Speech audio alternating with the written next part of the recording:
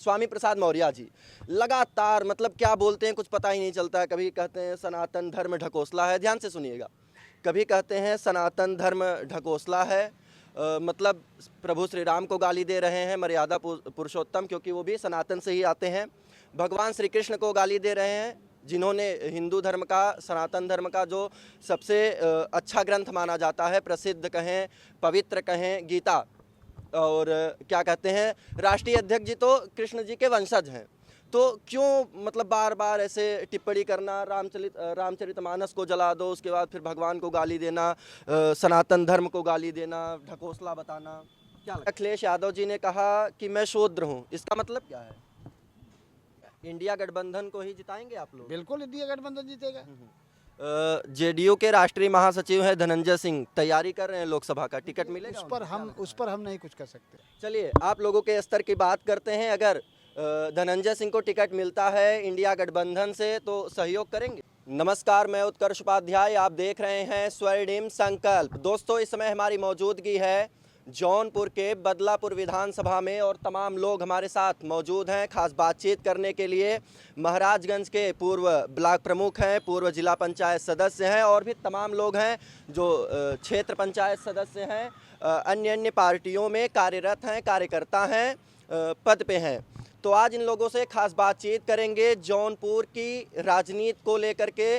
जौनपुर का माहौल क्या है, हालांकि ठंडी भी धीरे धीरे बढ़ रही है और जौनपुर में काफ़ी ठंड पड़ती है, तो खूबसूरत सर्दवासियों की सियासत कितना गर्म है ये जानने का प्रयास करेंगे।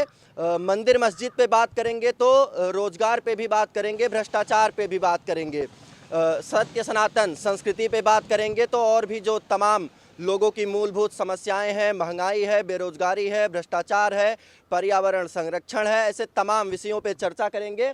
आइए इन लोगों से जुड़ते हैं और चाहेंगे जो हमारे सम्मानित छायाकार हैं थोड़ा सा आगे आ जाएं। बहुत बहुत स्वागत है आप सभी लोगों का। क्या नाम है आपका? मैं रमापत यादव, पूर्व ब्लॉक प्रमुख महाराजगंज। कब से कब तक आप ब्लॉक प्रमुख? हम 12 से 16-15 तक थे। हाँ जी। इस समय जौनपुर के राजनीति का माहौल क्या है? जौनपुर की राजनीति का माहौल सब अपने अपने हिसाब से है।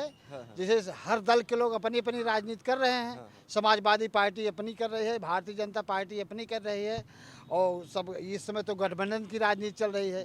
और इंडिया गठबंधन भारतीय जनता पार्टी का गठबंधन है, तो गठबंधन की राजनीति हो रही है। अब आने वाला समय 2024 जो है, अब चुनाव का, ये लोकसभा का चुनाव होने जा रहा है, तो अपने अपने ढंग से तैयारी की जाएगी। 2024 में जो है इंडिया गठबंधन की सरकार बनेगी और यहाँ से इंडिया गठबंधन जीतेगा।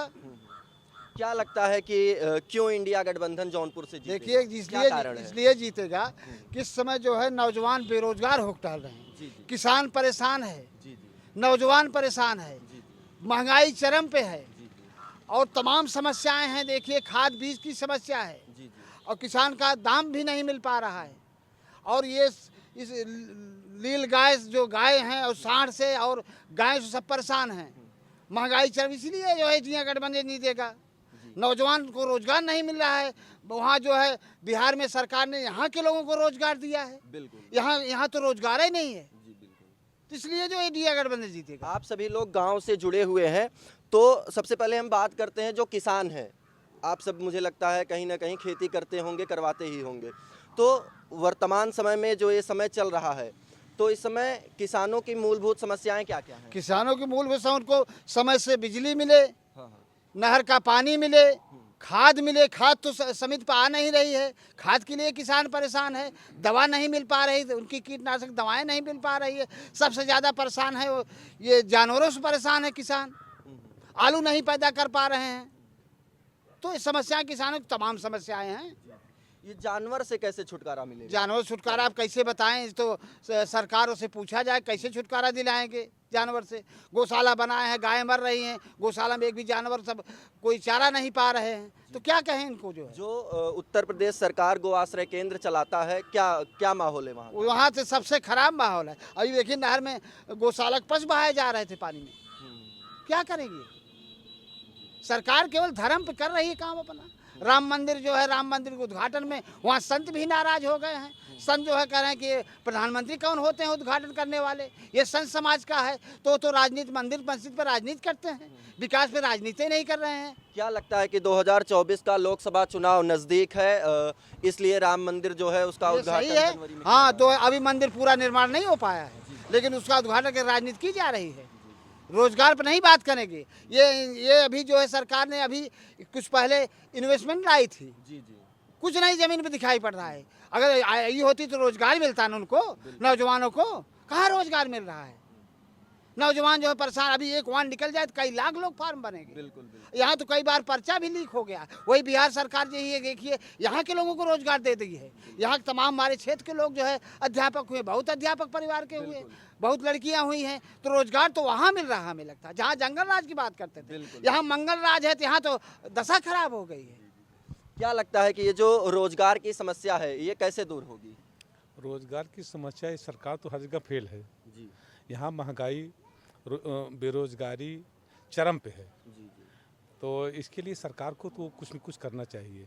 और ठीक है, राम मंदिर बनाइए, उसका कोई विरोध नहीं है, लेकिन ये सरकार महंगाई बेरोजगारी पे कुछ कर ही नहीं रही। किसान अलग से परेशान है, नौजवान अलग से परेशान है, न उनको रोजगार मिल रहा है, न ठीक से शिक्षा मिल पा रही है। तो ये है सरकार, आम लोगों की मूलभूत सुविधाओं से आदमी हमेशा एकदम कट गया है।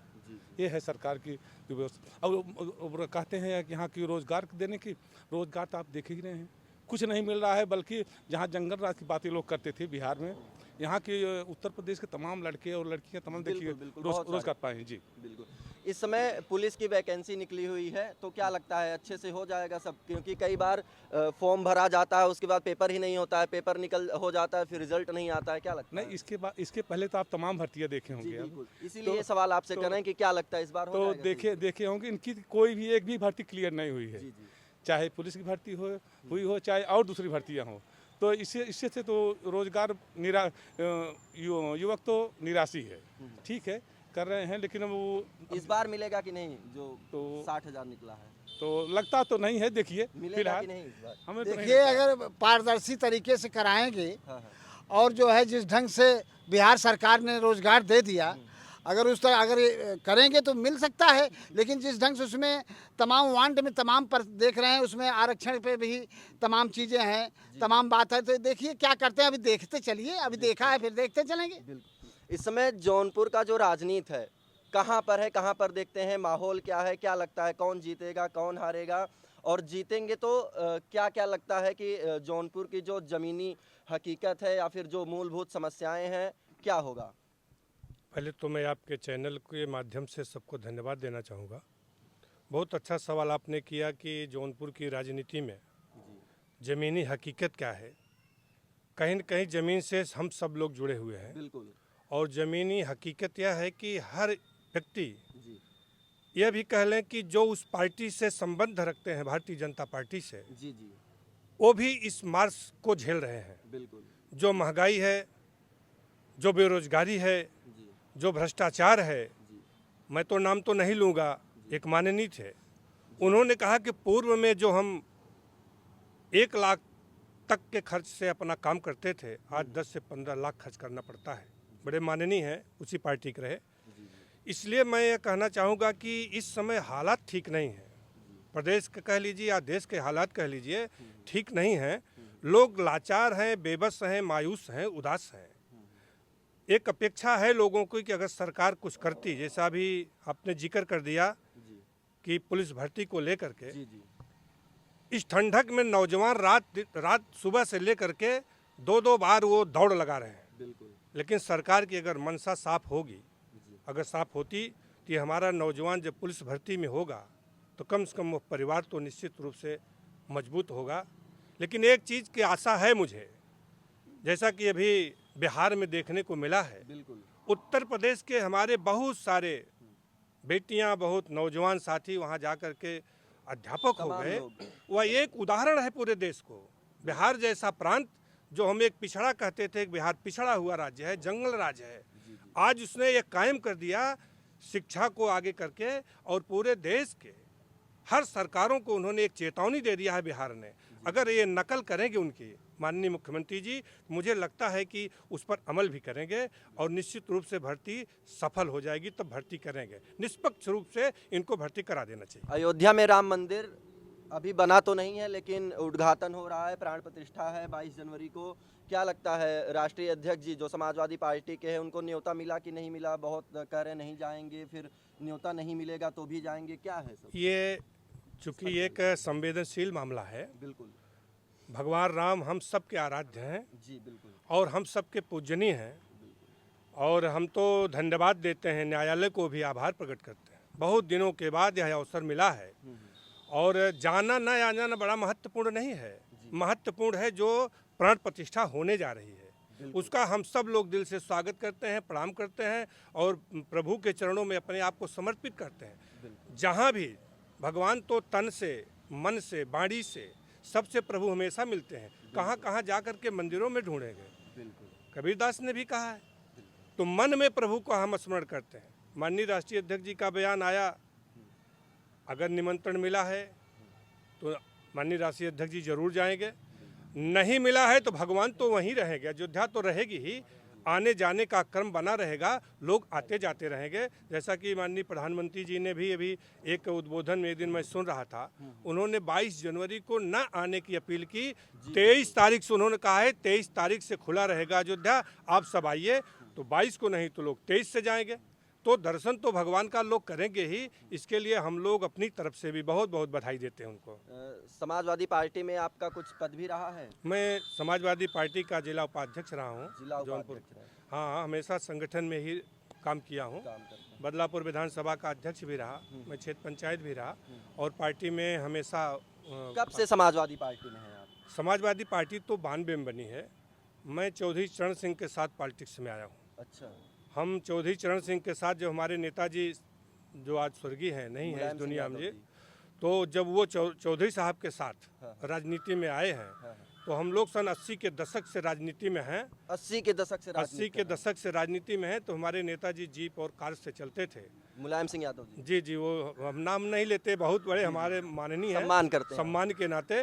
तो इसी जगह पर हम लोग नेताजी को एक तख्ते पर बैठाते थे, यही। इसी जगह पर, और इसी तख्ते पर यहाँ बैठते थे, फिर जौनपुर ले जाते थे, बदलापुर में भाषण देते थे नेताजी एक तख्ते पर। तो हम 80 के दशक से माननीय नेताजी के साथ जुड़े रहे, और आज तक पार्टी लाइन पर ही पार्टी का काम करते हैं। नेताजी के लगातार संपर्क में रहे। हमेशा नेताजी को हम लोग अपना सब कुछ मानते रहे, और जब भी कोई आवश्यकता पड़ी और नेताजी के समक्ष अगर उपस्थित होकर हम लोगों ने अपनी बात कह दिया, तो नेताजी कह देते थे, मैं तो हूँ, तुम्हें किस बात की चिंता। उसको मान करके हम लोग, केवल नेताजी कहते थे कि गांव में काम करोगे तो खुशबू दिल्ली तक आएगी, गांव में काम करना मुझे सब पता चल जाएगा। उसी आधार को मान करके हम लोग नेताजी के नेतृत्व को मान करके काम करते रहे। तो कभी टिकट उकट नहीं मांगे नेताजी? मांगे भी, टिकट भी मांगे, अच्छा। और नेताजी कहे मैं तो हूँ, अच्छा। यह विश्वास हम लोगों का रहा। नेताजी के साथ हम लोग कभी अपमानित नहीं हुए। जब भी सम्मुख पढ़ते थे तो नेताजी बुला करके कंधे पर हाथ रख करके बात करते थे, वही हम लोगों के लिए बहुत बड़ी बात रहती थी। टिकट मिलना न मिलना ये तो भाग्य और मुकद्दर की बात है, किसके भाग्य और मुकद्दर में है। जिसके मुकद्दर में रहेगा पाएगा, जो नहीं पाएगा। बहुत लोग इस धरती से चले गए, लेकिन पार्टी का काम करते रहे। हम लोग उसी रास्ते पर चल रहे हैं। कभी अवसर मिलेगा, ऊपर वाले की कृपा होगी और जनता जनार्दन की और राष्ट्रीय अध्यक्ष की, कभी अवसर मिला तो लड़ेंगे, नहीं तो पार्टी का तो काम कर ही रहे। पार्टी का तो काम। ये लोग, आप लोग देख सकते हैं, ये बहुत पुराने समाजवादी पार्टी के कार्यकर्ता हैं, जो मुलायम सिंह यादव जी, जो इस समय अब नहीं हैं, उनके साथ राजनीति में रहे, उनके साथ शुरू की अपनी राजनीति। और बता रहे हैं, यहाँ पे मुलायम सिंह यादव जी आते थे तो यहाँ पे बैठते थे, उसके बाद जौनपुर जाते थे। इस समय आप लोगों के पार्टी में एक हैं जो पहले बसपा में रहे, फिर भाजपा में रहे, इस समय समाजवादी पार्टी में आ गए हैं, स्वामी प्रसाद मौर्य जी। लगातार मतलब क्या बोलते हैं कुछ पता ही नहीं चलता है। कभी कहते हैं सनातन धर्म ढकोसला है, ध्यान से सुनिएगा, कभी कहते हैं सनातन धर्म ढकोसला है, मतलब प्रभु श्री राम को गाली दे रहे हैं, मर्यादा पुरुषोत्तम, क्योंकि वो भी सनातन से ही आते हैं। भगवान श्री कृष्ण को गाली दे रहे हैं, जिन्होंने हिंदू धर्म का, सनातन धर्म का जो सबसे अच्छा ग्रंथ माना जाता है, प्रसिद्ध कहें, पवित्र कहें, गीता। और क्या कहते हैं, राष्ट्रीय अध्यक्ष जी तो कृष्ण जी के वंशज हैं, तो क्यों मतलब बार बार ऐसे टिप्पणी करना, रामचरितमानस को जला दो, उसके बाद फिर भगवान को गाली देना, सनातन धर्म को गाली देना, ढकोसला बताना। क्या लगता है? ये है स्वामी प्रसाद जी बड़े नेता हैं, हम्म, अनुभव भी उनको बहुत है। हम्म, बहुत वह मैं मानता हूँ कि उनकी अपनी व्यक्तिगत राय हो सकती है, लेकिन सनातन की या समाज की राय नहीं हो सकती। किसी की व्यक्तिगत राय हो सकती है। सनातन धर्म क्या है, ये बहुत गूढ़ रहस्य है। बिल्कुल। भगवान कृष्ण ने, जैसे आपने अभी कहा, भगवान राम और भगवान कृष्ण का नाम लिया, तो भगवान कृष्ण ने पहले ही कह दिया है, ममय वांसो जीवलोके जीव भूते सनातना। सारे मानव जाति, सारे इंसान मेरी संतान है, यही सनातन है। यही सनातन। किसी महापुरुष ने कहा है, आत्मा और परमात्मा की बीच की क्रिया को हम सनातन कहते हैं। आत्मा और परमात्मा के बीच की क्रिया को सनातन कहते कहते हैं। हैं। आत्मा और परमात्मा की बीच की क्रिया को हम सनातन कहते हैं। महात्मा बुद्ध ने कहा है, नहीं बैर बैराणी शांतम तीह कदाचना, अबैरम बैर शांति ये धर्म सनातना। बैर से बैर को खत्म नहीं किया जा सकता, बैर को प्रेम से और शांति से खत्म किया जा सकता है, यही सनातन है। यही सनातन। तो सनातन जो हमारी संस्कृति है, सिविलाइजेशन है, हमारी सभ्यता है, और सनातन मानव जाति के लिए है, किसी वर्ग के लिए नहीं है, किसी विशेष समुदाय के लिए नहीं है। सनातन मानव समाज के लिए है। जैसा कि अगर ग्रंथों को देखें तो ग्रंथों में यही लिखा गया है, जैसा भगवान कृष्ण ने कहा, सारे मानव जात मेरी संतान है, यही सनातन है। तो यह मानव जाति के लिए है, इसे किसी जाति धर्म मजहब से जोड़ना नहीं चाहिए। ऐसा कह करके हम अपने को हल्का करते हैं, ऐसा नहीं करना चाहिए। सनातनी होने पे गर्व महसूस होता है? बिल्कुल महसूस। तो कोई नेता जब इस तरीके से टिप्पणी करता है, अभी क्या कहते हैं साउथ में, कहाँ के नेता हैं, क्या नाम उनका विस्मृत हो रहा है, कहें कि हिंदू धर्म, डेंगू, मलेरिया, पता नहीं क्या क्या, तो अंदर तकलीफ होता है कि हमारे बिल्कुल भगवान को, हमारे यह जो धर्म को है, ऐसा बोला जा रहा है। देखें राजनीति अलग विषय है, अपनी जगह है। और धर्म को राजनीति से जोड़ करके नहीं देखना चाहिए। धर्म धर्म है, राजनीति राजनीति है। राजनीति को धर्म से जोड़ करके समाज में बिखराव नहीं पैदा करना चाहिए। चाहे जो जिस दल में हो, चाहे जिस पार्टी की राजनीति करता हो, लेकिन अगर वह सनातनी है, मानव जाति को, मैंने कहा कि सनातन धर्म है, मानव जाति के लिए सनातन है, अगर वह राजनीति कर रहा है, उसके अपेक्षा के खिलाफ कोई वक्तव्य किसी का आएगा, भले ही वो न व्यक्त करे, लेकिन पीड़ा सबको होती है, ऐसा शब्द का इस्तेमाल नहीं होना चाहिए। राजनीति स्वच्छ और निष्पक्ष होनी चाहिए। हम अपनी बात को सरकार के पक्ष सामने या किसी के सामने रखें तो किसी को नीचा दिखा करके न रखें। ये धर्म को उसमें घसीट करके राजनीति नहीं करना चाहिए किसी को भी। क्या लगता है इस समय, आप कब से राजनीति में हैं? सबसे पहले तो हम लगभग 2000 से राजनीति में हैं। 2000 से? जी जिला पंचायत सदस्य भी रहे हैं आप? जी, हम 2 बार जिला पंचायत सदस्य रहे। तो क्या लगता है कि मुलायम सिंह यादव जी के साथ भी आप उनके साथ कार्य किए हैं? जी जी जी जी। तो क्या लगता है कि जो नेताजी हैं प्रेजेंट टाइम में, अखिलेश यादव जी और नेताजी में कितना फर्क है? राजनीति करने का तरीका कितना अलग था दोनों लोगों का? देखिए, नेताजी का जोड़ लगाना ये कोई बात नहीं है। और हमारे राष्ट्रीय अध्यक्ष जी भी जो राजनीति कर रहे हैं, सबको मिलाकर, एक दूसरे को मिलाकर बांध कर राजनीति कर रहे हैं। और जो धर्म की बात अभी आई, तो राजनीति को धर्म में जोड़ना नहीं चाहिए, जो कि वर्तमान सरकार इस समय धर्म पर ही राजनीति कर रही है। राजनीति को धर्म से जोड़कर धर्म पर ही राजनीति कर रही है।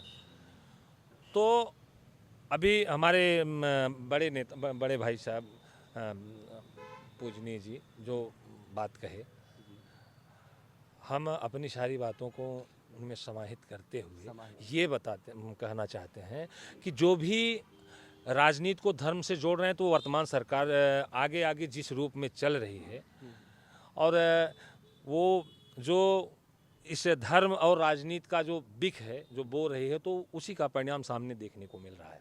विपक्ष में जो भी बोल रहे हैं, चाहे हमारे बड़े नेता हों, चाहे किसी विपक्ष के नेता हों, तो वो उसी का परिणाम देखने को मिल रहा है। सिर्फ धर्म पर राजनीति हो रही है, विकास का कोई मुद्दा नहीं है। धर्म पर राजनीति करके एक दूसरे को फोड़। अभी देखिए, अगर समाजवादी पार्टी से या किसी पार्टी से कोई भी नेता अगर है तो इसके ऊपर ईडी तमाम ये सब समस्याएं अभी भी सामने चल रही हैं। ईडी, सीबीआई सारी चीज़ें चल रही हैं। और अगर हट करके वो बीजेपी में शामिल हो जा रहा है तो संजय जैसे नेता जेल नहीं जाएंगे। अगर वो चले गए होते तो जेल नहीं जाते। तो ये इनका राजनीति करने का जो तरीका है वो हमारे देश को एकदम से बर्बाद कर दे रहा है। बर्बाद कर रहा है। क्या लग रहा है इस समय कि क्योंकि जौनपुर की राजनीति में रहे हैं, जिला पंचायत सदस्य रहे हैं, तो क्या लगता है इस समय जौनपुर में क्या कमी है? जौनपुर में और क्या क्या चीज़ें होनी चाहिए, क्या क्या विकास होना चाहिए जिससे कि जो जौनपुर के युवा हैं, नौजवान हैं, उनको रोजगार मिले, जिससे जौनपुर अच्छा हो, सशक्त देखिए हो? हमारे नेताजी, माननीय नेताजी जो इस समय नहीं हैं, और राष्ट्रीय अध्यक्ष जी ने मेडिकल कॉलेज जौनपुर में जो दे दिया था, उस समय उसकी स्थिति क्या है इस समय वर्तमान में? अगर उसको वो लोग बढ़ाए होते तो कुछ रोजगार तो मिलता, सारी व्यवस्थाएं तो होती, लेकिन वो जैसे एक खंडहर की तरह पड़ा हुआ है। नौजवान बेरोजगार होकर टहल रहा है। और इनका तो सबसे बड़ा, अब बुलडोजर चलाना कोई व्यवस्था थोड़ी होती है। आगे अगर आप दिखा रहे हैं कि हम बुलडोजर चला रहे हैं तो ज़रूरी थोड़ी है कि आप लिखा लिए हैं कि लाइफ टाइम हमारी सरकार रहेगी। तो बुलडोजर का मुंह घूम भी सकता है। तो ये आप दिखा रहे हैं, अभी तक कोई सरकारें ऐसी दिखाई थोड़ी थी, दिखा तो आप ही रहे हो। तो ये बदले की राजनीति करने का तरीका और धर्म पर राजनीति करने का तरीका ये बीजेपी वालों से सीखे, जिसको सीखना हो। और हमारे नेता पर जो टीका टिप्पणी हो रही है तो बहुत छोटी सी बात है, ये बहुत छोटी सी बात है। बहरहाल सारी बातों का जवाब आदरणीय दे चुके हैं। लेकिन जो राजनीति का ये तरीका है वो लोग जो सिखा रहे हैं, आगे आगे चल रहे हैं, तो और नेता भी पीछे पीछे चल रहे हैं। क्या नाम है चाचा? सभानंद यादव। क्या खेती करते हैं? खेती करते हैं। हाँ, क्या इस समय क्या क्या समस्या हो रही है खेती समस्या गाय भैंस कुल तमाम चट डाल रहे हैं। करने में? हाँ, और रात बलाठी लेके हम लोग रखा रहे हैं और फिर भी पैदावार नहीं हो रहा है। चर के एकदम बैठा दे रहे हैं। रात भर जगते हैं? रात भर जगते हैं लाठी लेके। हाँ, हाँ, यही सब ठंडी नहीं समस्या लगती है। रात भर जगते? ठंडी लगती है, क्या करें, वहीं पैरा सहरा बार तापते हैं, क्या करें। देख सकते हैं ये है जौनपुर के किसानों की हालत, उत्तर प्रदेश के किसानों की हालत। क्या इस समय क्या क्या बोए हैं? गेहूँ बोए हैं, हाँ, खाली गेहूँ बोते हैं, हाँ, वो भी रखाते रखाते पूरी रात एकदम जान बीत जाती है। तो पानी ओनी पानी ओनी लाइट बिल्कुल आ ही नहीं रही है। नहर में न पानी आ रहा है, न लाइट मिल रही है। वैसे पड़ा है उसमें गाय भैंस सब। नहर में भी पानी नहीं आ रहा है और लाइट भी नहीं आ रही। एकदम बिल्कुल परेशानी भी है, बहुत परेशान। क्या नाम है आपका? विवेक यादव। युवा हैं आप, जी राजनीति कर रहे हैं, जी। कब से सक्रिय हैं राजनीति में? हम सक्रिय हैं राजनीति में 2012 से। 2012 से? जी। हाँ, तो इस समय कुछ पद भी है आपके पास? इस समय अभी पद नहीं है। मैं कांग्रेस पार्टी में था। कांग्रेस पार्टी में यूथ कांग्रेस का अध्यक्ष था विधानसभा। अब अभी अगले 2022 के चुनाव में समाजवादी पार्टी को ज्वाइन किया हूँ। अभी संगठन बन रहा है और पार्टी के राष्ट्रीय अध्यक्ष जी, पार्टी के जिला अध्यक्ष जी जो जिम्मेदारी सौंपेंगे उसको मैं पूरा करूँगा। तो कांग्रेस से क्यों सपा में क्यों आए?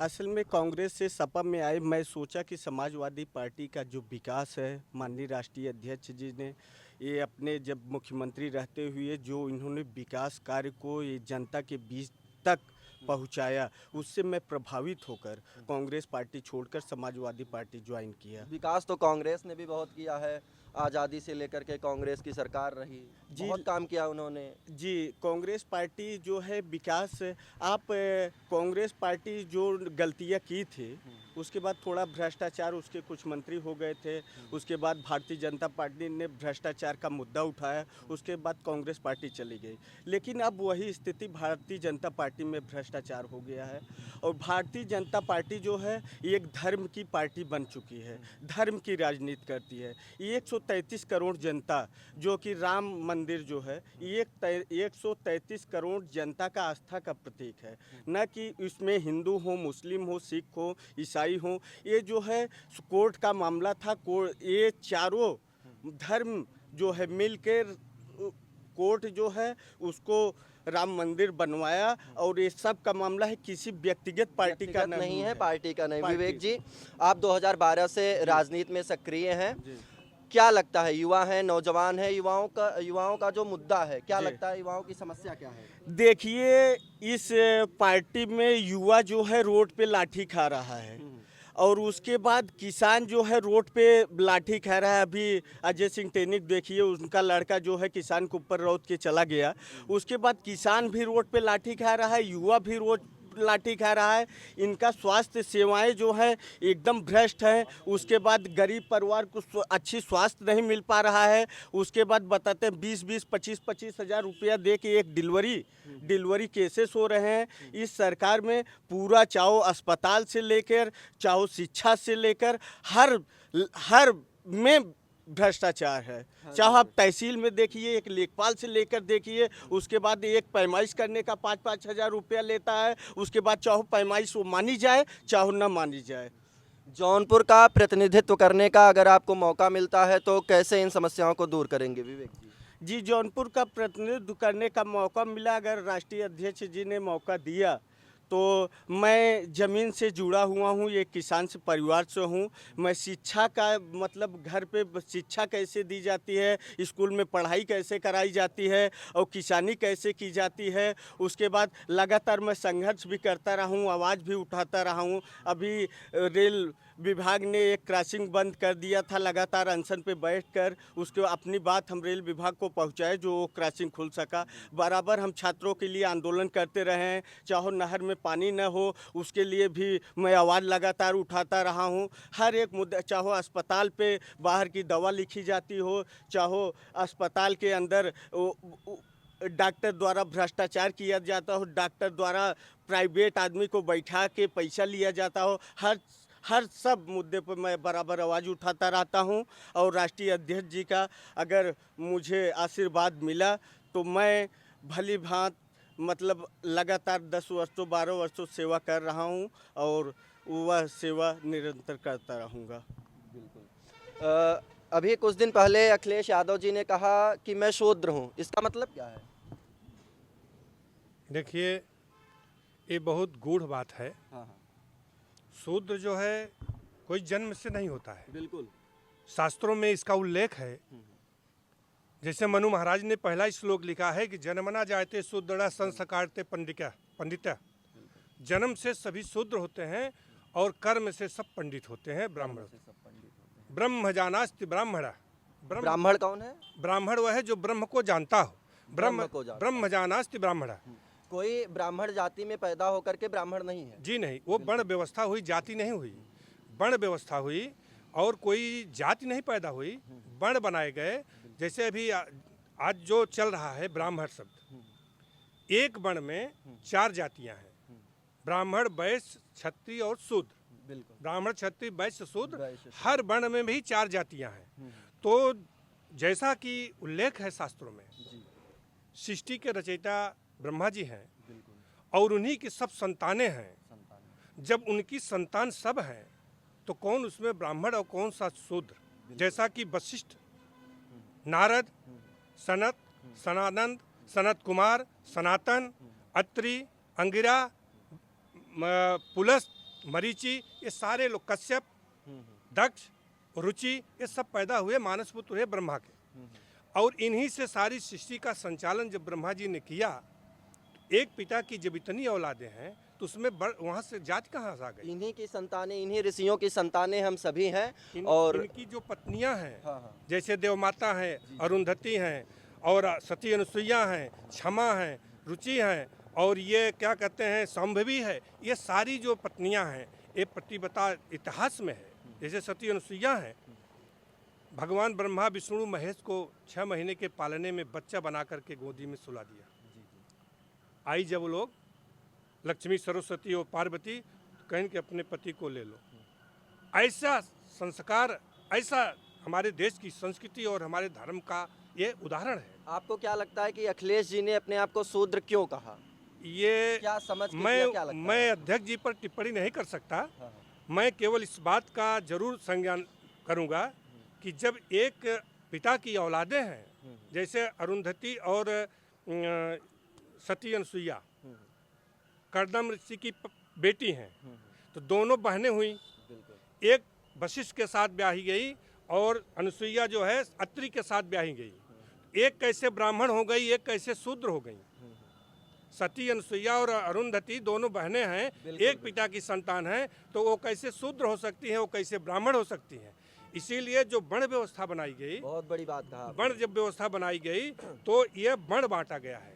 जब शूद्र जिसको कहते हैं, दंडवत तो हम चरण को ही करते हैं, बिल्कुल भगवान के चरणों में जाते हैं, अपने से श्रेष्ठ जनों के पास जाते हैं तो चरण ही स्पर्श करते हैं, जिसको शूद्र कहा जाता है। जैसा अभी एक दिन मैंने देखा कि व्यासपीठ पर बैठ करके प्रवचन कर रहे थे। हाँ। उन्होंने कहा कि जो तनख्वाह लेता है हाँ। वह शूद्र है, शूद्र। जो ब्याज बांटता है वो वैश्य है, जो कर लेता है वह क्षत्रिय है, जो भीख मांग के खाता है वो ब्राह्मण है। ऐसा उन्होंने व्यासपीठ पर बैठ करके अपना प्रवचन कर रहे थे। तो जैसे जो ब्रह्मा की संतान है, जिसे हम कह दिए कि किसी ने कहा कि शूद्र हैं, हम उस ब्रह्मा सृष्टि रचयिता के जो वंशज हैं, अत्रि हमारा गोत्र है, अत्रि हमारे गोत्र में है, हम उन्हीं के गोत्र के हैं। तो अत्रि के 3 औलादें हुई, दत्तात्रेय, दुर्वासा और चंद्रदेव। तो चंद्रदेव की शादी तारा से हुई, उनसे बुध पैदा हुए, बुधु से पुरुरवा पैदा हुए, पुरुरवा से आयु पैदा हुए, आयु से नहुस पैदा हुए, नहुस की शादी भगवान भोलेनाथ की बेटी अशोका सुंदरी से हुई। क्या भोलेनाथ शूद्र हैं? उनकी बेटी की शादी अशोका सुंदरी की नहुस से हुई और नहुस से एयाद पैदा हुए, एयाद से यदु पैदा हुए और यदु की माँ का नाम देवयानी था। और देवयानी जो हैं वो दैत्य गुरु शुक्राचार्य की बेटी हैं। क्या शुक्राचार्य शूद्र हैं?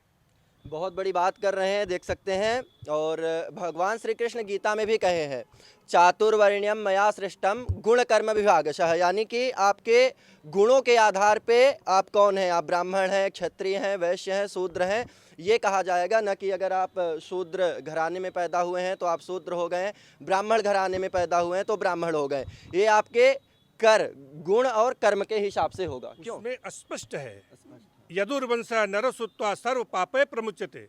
भगवान पुराणों में लिखा है, यादव नाम मात्र से ही सारे पापों की मुक्त होती है। और भगवान रामचरितमानस में गोस्वामी तुलसीदास ने लिखा है, उत्तरकांड की 116वीं 17वीं चौपाई पर कि नोई निमित्र पात्र विश्वासा, निर्मल मन अहिर निज दासा। जिसका अहिर जैसा निर्मल और पवित्र मन हो वो भगवान की भक्ति कर सकता है। ऐसा उत्तरकांड में उल्लेख है। तो शूद्र कहाँ से हो सकते हैं? भगवान कृष्ण ने कहा, हम ब्रह्मास्मि, मैं ब्रह्म हूँ। लेकिन स्वामी प्रसाद मौर्य जब रामचरितमानस, वही रामचरितमानस जलाते हैं तो दुख तो होता होगा ना। देखें, ये हमारा धर्म ग्रंथ है। हाँ। हमारे शब्दों के बड़े अर्थ होते हैं, बहुत अर्थ है शब्दों का।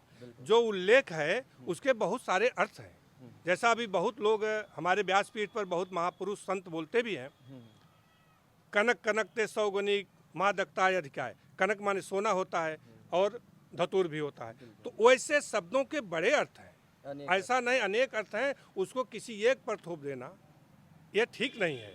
और इसका बड़ा ही अर्थ है, बड़ा गूढ़ रहस्य है।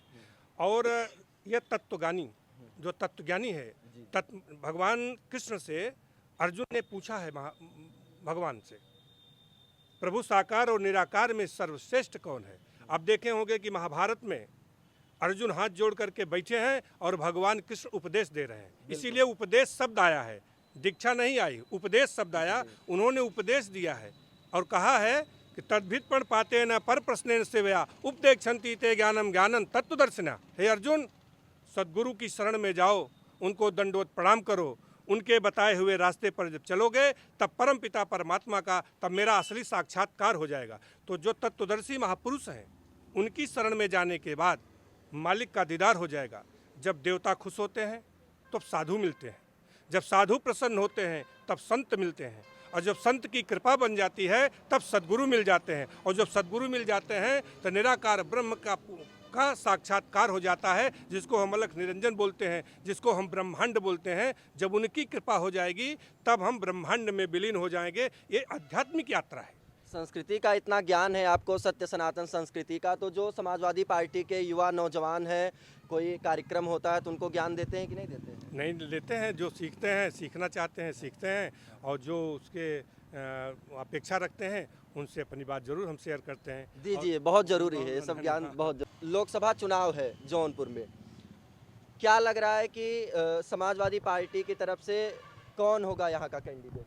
देखिए, इस पर जो है हाँ समाजवादी पार्टी के राष्ट्रीय अध्यक्ष जी हाँ इस पर निर्णय लेंगे। जिसको टिकट देंगे उसको हम लोग जिताएंगे। जिसको टिकट देंगे उसको आप लोग जिताएंगे। इस समय क्या लगता है, क्योंकि देखिए आप लोग इतने समय से जौनपुर में राजनीति कर रहे हैं, राजनीति को बहुत ही अच्छी तरीके से देख रहे हैं, हम लोग तो अभी बहुत छोटे हैं आप लोगों के सामने, पत्रकारिता कर रहे हैं, तो क्या लगता है कि किस व्यक्ति को, कौन ऐसा है जिसे टिकट दिया जाए जो जौनपुर की आवाज़ को उठा सकता है सदन में जाके, लोकसभा में जा करके और अच्छे से जौनपुर में कार्य कर सकता है? देखिए, सब अपने अपने दल के लोग, जो जिसका दल है वो अपने हिसाब से लड़ाएंगे, लेकिन लेकिन समाजवादी पार्टी जो टिकट देगी वो अच्छा देगी और ऐसे व्यक्ति को देगी जो ज़मीन से जुड़ा होगा और जो यहाँ की समस्याओं को सदन में उठाएगा और यहाँ के लोगों के लिए संघर्ष करेगा और यहाँ के जनपद की समस्याओं को लेकर जो है मजबूती के साथ दिल्ली, लखनऊ, जहाँ भी जो भी समस्या है उसको उठाएगा। इंडिया गठबंधन को ही जिताएंगे आप लोग? बिल्कुल इंडिया गठबंधन जीतेगा। जेडीयू के राष्ट्रीय महासचिव हैं धनंजय सिंह, तैयारी कर रहे हैं लोकसभा का, टिकट मिलेगा? उस पर हम नहीं कुछ कर सकते। देखिए, हम जो है, हम ये बात ऊपर का मामला है, ये राष्ट्रीय है, ये हमारे स्तर की बात नहीं है। हमारे स्तर के यही है कि जिसको टिकट मिलेगा समाजवादी पार्टी से या गठबंधन से उसको हम लोग जिताएंगे। चलिए, आप लोगों के स्तर की बात करते हैं। अगर धनंजय सिंह को टिकट मिलता है इंडिया गठबंधन से तो सहयोग करेंगे? भाई वो तो अभी क्या होगा क्या नहीं होगा, जब होगा तो हम लोग करेंगे। जब जिसको टिकट पार्टी देगी उसको हम लोग कहें, उस पर तो हम लोग कह ही रहे हैं। वो मामला ऊपर का है ना, उस पर हम नहीं कह सकते। लगातार धनंजय सिंह, क्योंकि जान ही रहे हैं तमाम जो पार्टियां हैं, इंडिया गठबंधन बन गया है और जौनपुर से तमाम जो प्रत्याशी हैं उनको भी जान रहे हैं और जेडीयू के राष्ट्रीय महासचिव हैं धनंजय सिंह, वो भी लगातार सांसदी की तैयारी कर रहे हैं लोकसभा चुनाव लड़ने का। और क्योंकि गठबंधन तो बना ही है तो कॉम्प्रोमाइज़ तो करना ही पड़ेगा, तो अगर टिकट मिलेगा तो क्या लगता है सहयोग करेंगे आप लोग? ये माननीय राष्ट्रीय अध्यक्ष जी का निर्णय सर्वमान्य है पार्टी को। धनंजय सिंह भी इसी माटी के हैं, इसी जौनपुर के हैं, कहीं बाहर के नहीं हैं और सांसद भी रहे हैं, विधायक भी रहे हैं, उनके पिता भी विधायक रहे और लोगों के बीच में आने जाने का क्रम भी उनका रहता है। राष्ट्रीय अध्यक्ष जी जिसको भी भेजेंगे, अगर हम जिसे भेजेंगे उसको हम लोग इग्नोर नहीं कर सकते, उनका स्वागत करेंगे, जो भी आएगा स्वागत करेंगे और पूरी ताकत लगाएंगे चुनाव जिताने का, क्योंकि अगर उससे ही बट करेंगे तो मेरे राष्ट्रीय अध्यक्ष नेता का निर्णय का अपमान हो जाएगा। इसलिए जिसको राष्ट्रीय अध्यक्ष जी भेज देंगे उसको हम लोग स्वीकार करके उसको जिताने का पूरा काम, पूरी मेहनत से जिताने का काम करेंगे, चाहे जो भी आ जाए। अपने नेता का अपमान नहीं होने देंगे। जौनपुर से किसी को भी टिकट मिले, चाहे इंडिया गठबंधन में जो भी पार्टियां उनमें से किसी भी नेता को मिले, ये लोग खुल के समर्थन करेंगे, सहयोग करेंगे और उसे चुनाव जिता करके लोकसभा में भेजेंगे। हम आप लोगों को ऐसे ही जौनपुर के तमाम अलग अलग स्थानों से दिखाते रहेंगे, बताते रहेंगे जौनपुर का माहौल क्या है, जौनपुर की मूलभूत समस्याएं क्या हैं। अलग अलग लोगों से मिलेंगे, युवाओं से मिलेंगे, नौजवानों से मिलेंगे, बच्चों से मिलेंगे, महिलाओं से मिलेंगे और उनकी समस्या दिखाने का प्रयास करेंगे। आप लोग, आशा करते हैं आप लोग हमारा मनोबल बढ़ाएंगे, हमारे इस चैनल को सब्सक्राइब करेंगे, लाइक करेंगे और इस वीडियो को ज़्यादा से ज़्यादा शेयर करेंगे, ताकि ये जो बड़े लोग हैं जो राजनीति में सक्रिय हैं लगभग 1980 से, तो इन लोगों का जो तजुर्बा है, जो इन लोगों ने राजनीति में देखा है, सुना है, समझा है और कितने ही अच्छे से प्रमुख जी ने बताया, जिला पंचायत सदस्य जी ने बताया, तमाम लोगों ने बताया, आपने कितना ही अच्छा उदाहरण दिया शूद्र को लेकर के, सत्य सनातन, संस्कृति सनातन को लेकर के तमाम विषयों पे चर्चा हुई। बहुत बहुत धन्यवाद आप सभी का।